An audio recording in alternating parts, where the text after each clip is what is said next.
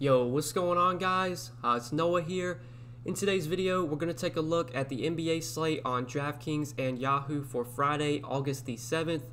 We're going to talk through this 5-game slate, go position by position. I'll give you guys some of my early thoughts, what I'm liking as of Thursday night when I'm recording this video. I do record these videos the night before. These are just like my first looks at the slate. What really stands out to me, just looking at Draftkings pricing. We will talk about Yahoo's pricing as well, hit on some guys I like over there. Just before we do get started, guys, as always, I would appreciate it if you would hit that like button down below. Make sure you subscribe to the channel as well. If you are new here, hit that subscribe button so that way you'll see all my videos pop up on your YouTube homepage or your subscription feed. You can also click the notification bell so that way you get a notification sent to your phone. Every time I upload, you'll never miss out on any of my new videos. And if you would like, I do have more up-to-date and in-depth content over on Patreon. You know, I put these videos on YouTube the night before to give you guys my early thoughts, but if you want more up-to-date content from me, more in-depth stuff, that's available on Patreon. You can see all that I have to offer over there. It's linked down below in the description. You can also give me a follow as well on Twitter. That's linked down below in the description too. But yeah, guys, let's go ahead and take a look at point guard for today. So at the top, we got Jrue Holiday as our most expensive option. He is $9,300 on DraftKings. Gets a really good matchup against the Wizards. This Pelicans-Wizards game is by far one of the most appealing games on the slate in terms of DFS purposes. Two very fast-paced teams. Both the Wizards and Pelicans are top 5 in pace this season. The Wizards are 5th. The Pelicans are 3rd in pace. You should expect a lot of points scored here, especially like on the Wizards side. I think this Pelicans defense has just looked really bad. They've been giving up a ton of points. Looking at their game log, let's see. So they gave up 125 points to the Kings. 99 to the Grizzlies, 126 to the Clippers, 106 to the Jazz. Like there's points allowed in their 4 games through the bubble. So yeah, their defense has just been really struggling. Talking about Jrue though specifically, you know, at 9,300, I don't think I have to play him today. He's just a guy that I don't really play when the Pelicans are fully healthy. When they have Zion, Jrue, Ingram, Ball all healthy, you just never really know who's going to put up the big game. I'll usually play one of the 4, like if their price is right. And I think like a guy like Lonzo can maybe be interesting for almost $2,000 less because the matchup is so good. But mainly, I think I'm going to be attacking this game on the other side with the Wizards. We know where the production is coming from for the Wizards right now, like Thomas Bryant, Troy Brown. Those guys are doing a lot of the heavy lifting for that team, you know, putting up the big games. Whereas the Pelicans, they could go out there and score, you know, 130 points and nobody from their big 4 hits value just because they all can produce. So that's kind of my thoughts there. At 9,300, I love the matchup for Jrue, but I don't think I'm going to be playing him at that price.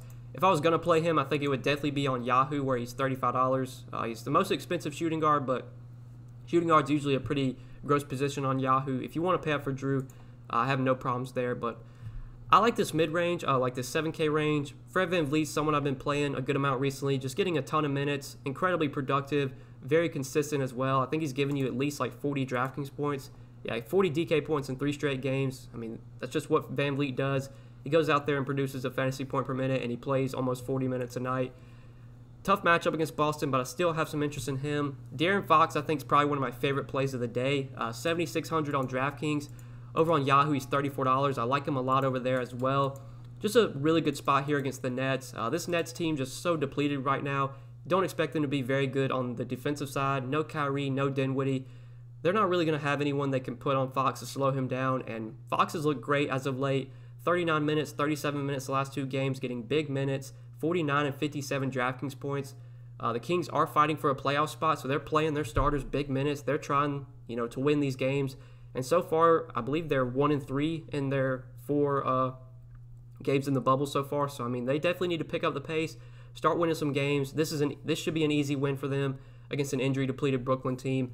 I like De'Aaron Fox a ton at 7,600. I think he's underpriced for like the production that he's been producing, or his production so far, putting up 40 or almost 50 DK points in 2 straight games. You know, that's the kind of upside this guy has. He can go out there and get you a double-double with points and assists, get you 30 points, 10 assists, and I wouldn't be surprised if he put up a line like that. He can get steals as well. He kind of contributes in all categories. Really productive fantasy player overall. Leads this Kings team in usage. Really like De'Aaron Fox. I think Lonzo, though, is pretty interesting, too. I did mention, you know, how I don't really play any of the big Pelicans guys when they're all healthy. Well, Lonzo at 7,400, that price tag is pretty appealing. The matchup is really good. He's very appealing on Yahoo. Over here, he's only $28. I like that price tag quite a bit. I think if you want to drop down from Fox to Ball, like I don't mind that at all. You're getting $6 in savings, which is pretty big on Yahoo. So definitely have some interest in Lonzo at 7,400. I mean, SGA as well looks really appealing, just getting big minutes right now. No Dennis Schroeder for the Thunder, so that secures the minutes for SGA, playing 36, 38 minutes last 2 games. He's not, like the highest ceiling player. Like, rarely do you get a 50-point game from SGA. I know he maybe did it like once or twice during the regular season. Going to be a guy that usually gets you 35 to 40. But at 6,800, I mean, if he gets you like 40, close to 45 DK points, that's pretty good for that price. It is a big-time pace-up spot against the Grizzlies. I like that matchup quite a bit. So definitely have interest in SGA at 6,800. Shake Milton's someone I want to talk about. So without Ben Simmons, I am assuming that Milton gets to start at point guard. He's been starting at point guard anyway, but I'm just assuming he's going to be the primary point guard now. They've been going with their starting lineups have been Milton, Richardson, Tobias Harris, Ben Simmons, and Joel Embiid. It'll be interesting to see what they do here. If they start like Al Horford, because Ben Simmons has pretty much been starting as a power forward, although he's really a point guard. He's going to have the ball in his hands, but it'll be interesting to see if they start Al Horford, or maybe they move Tobias Harris down to the 4 and they start like Matisse Thybulle. We don't really know here, but regardless, Shake Milton's going to be probably the primary ball handler without Ben Simmons on the floor.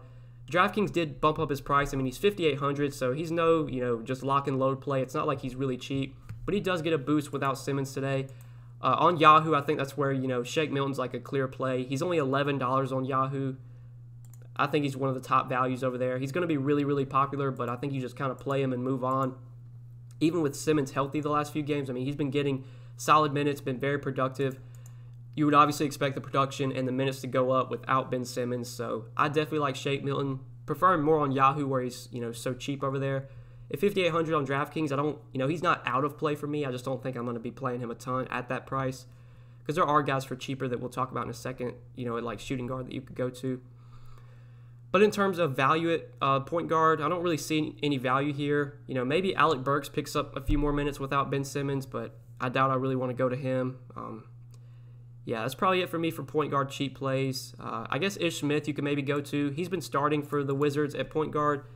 Played 30 minutes last game. He did start against Philly, had 28 DraftKings points. I mean, this is a fantastic spot against the Pelicans. If you want to play Ish at 5K, I really have no problems with that. If he's going to get, 30 minutes against the Pelicans, he's about a fantasy point per minute player without Bradley Beal on the floor, so there's definitely some upside for him. But let's go ahead and move on to shooting guard now. We'll talk about this position.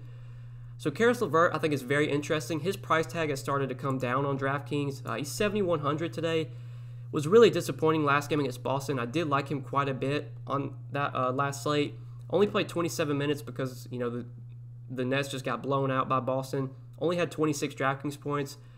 This is a game though that I think can stay close, and we see Caris LeVert play his full minutes. At 7,100, if this guy gets 35 minutes, I mean, there's legit 50, 55 point upside for him. He did have a big game against Washington, really showed that upside, 47 DraftKings points in 39 minutes. Without Kyrie, without Dinwiddie, like Caris LeVert's just going to get all the usage, all the opportunity. It's just a matter of can the Nets keep the game close and will he play his full minutes? That's really all you have to worry about. I think they can keep it close. I love playing LeVert and Fox together. If that game stays close and it's high scoring, which it could be, you're probably going to see LeVert and Fox maybe both go for 50-plus DraftKings points. Playing them together makes a ton of sense. Definitely like that strategy for tournaments. I think even, LeVert could be an optimal play. He might be pretty popular today because the price did come down. I do like him quite a bit at 7,100 at shooting guard. I think I would prefer him over guys like SGA and Jaylen Brown. I think he just gives you more upside than those guys. Although he's just a couple $100 more, I'd try and find the couple $100 to get up to him. But Troy Brown, another guy that I've just been playing a lot recently. He hasn't been bad, but he hasn't, really spiked that big upside game. He did have the really big game against Brooklyn where he put up 50 DraftKings points in 38 minutes. But the last 2 games, just 30 and 31 DK points, somewhat disappointing. The minutes have still been there, though. I mean, 38, 31, 36 minutes the last 3 games. He's still really cheap on Yahoo. If we look at small forward, still got Troy Brown at only $19. I think that is still a little bit too cheap for him. I think he should be like, $23, $24 on Yahoo. I'm still going to be playing a good amount of Troy Brown over there. You obviously love the spot here against the Pelicans. Fast-paced game, a ton of points expected to be scored. Not a ton of defense either. Really like Troy Brown at 19 bucks. I mean, this guy's averaging like over a fantasy point per minute with Bradley Beal off the floor. I'll pull up the numbers just real quick. I know I've shown them like in my last few videos. But we can take Beal, Bertans, and then, you know, Jordan McRae's a high usage player that's no longer on this team, so we'll take him off the floor as well. And just see what the numbers look like. I'm pretty sure Brown's usage rate's around 24%. Yeah, 23.9% usage rate, averaging 1.1 fantasy points per minute. Just very solid numbers overall. Going to play 34 to 36 minutes if it's a close game and he's not in foul trouble. So Troy Brown for $5,500, I do like quite a bit. I think he's a very appealing play at that price tag. Definitely a guy I'm going to have a good amount of exposure to on DraftKings at $5,500. But then another guy that I like in that 5K range, I think two guys you could look to. So Orlando's a team that's going to be pretty injury depleted today. Kind of like Philly, both of these teams are going to be injury depleted. So Philly's going to be without Ben Simmons, and then the Magic, they're already without Jonathan Isaac, but Aaron Gordon is also doubtful for this game, so he's not expected to play. Without Aaron Gordon and without Jonathan Isaac, I think that makes guys like Evan Fournier, Nikola Vucevic, Terrence Ross very appealing options. Fournier and Ross are the two guys I like quite a bit. You know, you got Fournier for $5,300, you got Ross for $5K. If I had to guess, I would say Fournier probably plays, you know, a few more minutes than Ross does, but Ross is the more productive player overall, so he's the guy that I like the most at $5K. If we do take a look at the numbers this season with both Aaron Gordon and Jonathan Isaac off the floor, you'll see that Terrence Ross is the more productive player. Fournier still has solid numbers. I'm pretty sure he's still like second on the team in usage. Yeah, see, Fournier has a 26% usage rate, averages 0.9 fantasy points per minute. Terrence Ross, though, right behind him in usage, 25.2%. Does average, you know, 1 fantasy point per minute, though, compared to Fournier's 0.9. I think both these guys are good plays at their price tag. I think you can play both of them together in the same lineup, and I have no problem with that. The path for both these guys getting, you know, 35 DK points is easily there. They're just running out of offensive, you know, shooters, you know, playmakers, guys that can score. The offense is going to run through Vooch, Fournier, and Ross, just in my opinion. I mean, Orlando really has nobody else. I mean, they have DJ Augustine, they have, you know, Markelle Fultz, but I don't really want to play either one of those guys. You know, they're kind of splitting the minutes. Like, last few games, you know, Markelle Fultz has been around 20 minutes. DJ Augustine's been around, you know, he's got more minutes, 24, 29. So if I was going to play one of the point guards, it would probably be DJ Augustine at $4,400. But I think Ross, Fournier, and Vooch are the guys I like most from the Magic today, especially Ross at his just $5K price tag. He can easily, you know, 6x value, get 30-plus DK points. The minutes are going to be there for sure. You know, he's going to play probably 32, 34 minutes off the bench. Might even start. You know, I don't know what they're going to do with their starting lineup here. Definitely like Terrence Ross, though, at $5K. You know, not the best spot against Philly, but there's just going to be so much opportunity for these guys now that both Gordon and Isaac are out for the Magic.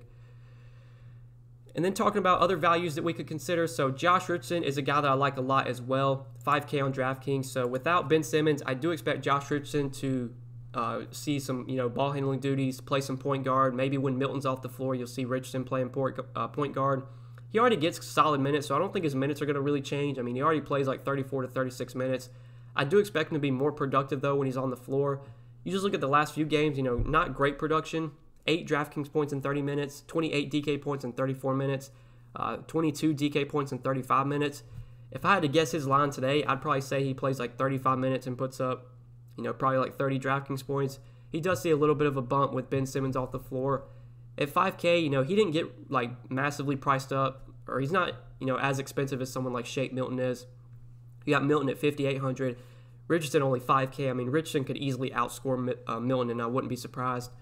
Yahoo, though, I don't really want to go to Josh Richardson. I mean, he's fine to go to. He's $18 at shooting guard. He's the same price as like Terrence Ross, and he's only $1 more than Fournier. I think Richardson is appropriately priced on Yahoo, whereas, you know, you got Milton here at $11. That's definitely a misprice. You know, he's way too cheap. Whereas on DraftKings, I think Richardson should probably be around like $5,800, $5,900 up there where Milton is. So you're definitely getting a discount on him on DK. I do like Josh Richardson quite a bit at $5K. I think he is pretty appealing at that price tag. I know Jerome Robinson's been playing really well off the bench for the Wizards. Been getting good run. I mean, 29 minutes the last 2 games, 28, 31 DK points. Really good matchup here against the Pelicans. You know, I don't mind him at $4,900. I think I would prefer Richardson because I think Richardson plays probably like 6 to 8 more minutes than Robinson does, but still, you know, both guys are in play for me. But I think that's probably it for shooting guard plays, for values. You know, if I miss some guys, I'll try and touch on them over on Patreon, like in my article and stuff. But let's go ahead and talk about small forward now. So at small forward, you got Brandon Ingram here, who great spot against the Wizards. It's just I don't feel like I have to play him at 8,400, even in a really good matchup. I mean, you look at his game log, and I know game log doesn't mean everything, but 34 DraftKings points, even 43 DK points, that's not getting the job done at 8,400. And obviously, he had a bad game against the Clippers, 15 DK points. At 8,400, I'm looking for about 50 DraftKings points for tournaments. Does Ingram have that upside in him? Sure he does, but with the Pelicans fully healthy, all these guys demand the ball. All these guys, are high usage players. You just never know where the production is going to come from when they're all healthy. So I'll probably shy away from Ingram. I guess one thing worth noting is that this is a back-to-back for the Pelicans. So Zion maybe could rest. That would obviously change a lot if Zion were to sit. I'm assuming he plays though. They've been limiting his minutes. If he's playing limited minutes, he shouldn't need a rest day, I guess. But I guess we'll see. Luckily, or actually, this is one of the later night games, so I don't know if we'll have that news before lock. I'm assuming if Zion was going to rest, they're going to announce it either the night before or during the day sometime. So just keep an eye on that. Wouldn't be surprised to see Zion sit on a back-to-back, which would make someone like Ingram much more appealing. But other small forwards, like I talked about, Aaron Gordon, he's doubtful. He's not expected to play today, so that's why I like Terrence Ross. That's why I like Evan Fournier. You got Josh Richton, you could play a small forward, who I do like quite a bit at 5K. But I think that's probably it for the small forward position. I mean, there's not much here besides guys I've already talked about. I think Gordon Hayward feels a little bit too cheap at 7K. Jason Tatum's price tag's come down quite a bit at 7,900, so he's somewhat appealing, especially just at that price.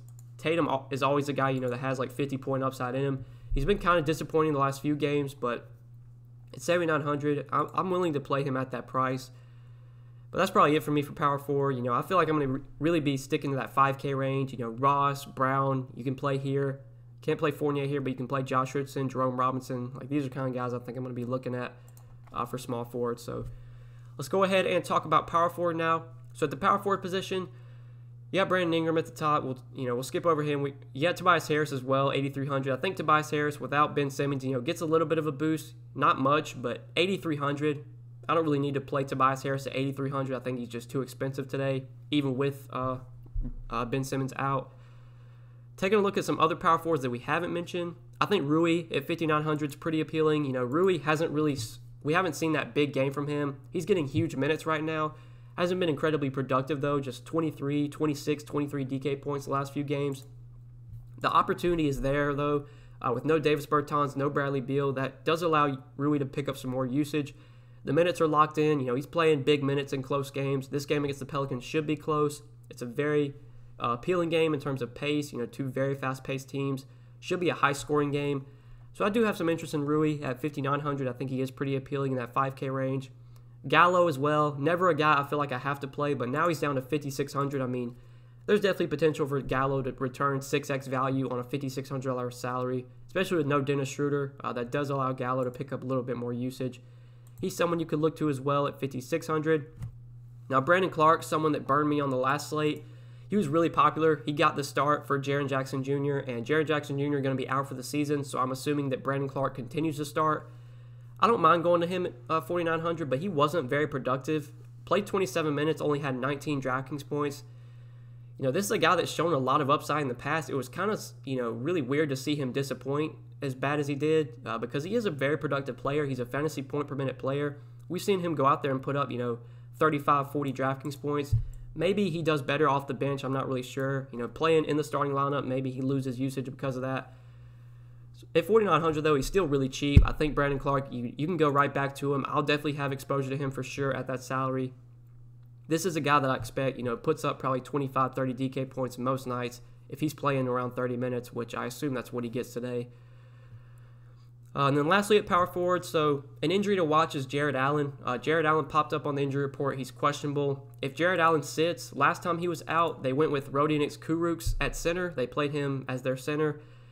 And, he wasn't great. He played 29 minutes in that game that he started at center, had 22 DraftKings points. He's so cheap, though, today at 3,900. If he's going to get around 30 minutes as their starting center, there's definitely upside for him to get 25, 30 DK points and be a good play at 3,900. So I have some interest in him if Allen's out. I thought they were going to start Dante Hall with Jared Allen out, but they didn't do that. They went with Kurucs, so I guess they're just going to go with Kurucs again if Allen winds up sitting. But yeah, I think that's it for power forward plays. Let's go ahead and hit on the center position now, just real quick before we end the video. So at the top here, you got Joel Embiid for 10-5 against the Magic. Definitely have some interest in Embiid today. You know, he was one of my favorite plays on the last slate, and he had a big game, 58 DraftKings points in 33 minutes against the Wizards. He's really expensive today. He's 10,500. But there's going to be no Ben Simmons for the Sixers, which I think is a little bit of a boost for Joel Embiid. It's a boost for guys like Milton, Richardson, Harris as well. You know, not drastic changes. Like, if Joel Embiid were to sit, then that's obviously like a drastic change. Ben Simmons, you know, he's a guy that, you know, demands the ball. So getting him off the floor, you're going to allow someone like Shake Milton to have the ball in their hands more, maybe pick up more assists. I don't know if it's going to really, you know, impact Embiid so much that I want to play him at 10-5 against the Magic. The Magic are a tough defensive team. They play at a slow pace. I think there's other guys I'd rather pay for today. You know, I'm going to have Embiid because I play around 10-20 lineups. So I'm not just going to full fade him, but I don't expect him to be like a core play for me like he was on the last slate. I don't think this is the spot to really jam in Embiid. If he goes out there and drops 60 again, then, you know, I guess I'll just be wrong, but I'll probably be underweight on him, especially if everyone's going to flock to him without Simmons, with Simmons out, I should say. You know, I'll definitely look elsewhere. I'll play like some of the cheaper guards like Milton and Harris, or Milton and Richardson. Those guys, you know, can easily, you know, get 35, 40 DK points and be really good plays at their price. Whereas Embiid, you kind of need him to get 60 to be like a good tournament play at 10-5. So that's just my thoughts there. One of the reasons I don't like Embiid as much is because this 7K range, there's a lot of guys I like here. So without Aaron Gordon, without Jonathan Isaac, I think we're just going to see the offense run through Vooch. You know, it's a tough spot against Philly. It's a tough spot against Embiid. But Vooch, if he's going to play 32, 34 minutes as the main offensive threat for this team, like we've seen Vooch has triple-double upside. Like this guy can go out there and, you know, put up 50-plus DK points easily. It's 7,800. The price tag didn't adjust for Aaron Gordon being out. If anything, it actually went down. I mean, he was 8,100 on the last slate, and now he's 7,800 today. I know the matchup's tough, but I still like Vooch here, especially without Gordon now. You know, that's just going to allow him to do even more offensively. He looks like a really good play in the 7K range. Joe Val is someone I like a lot as well at 7,300.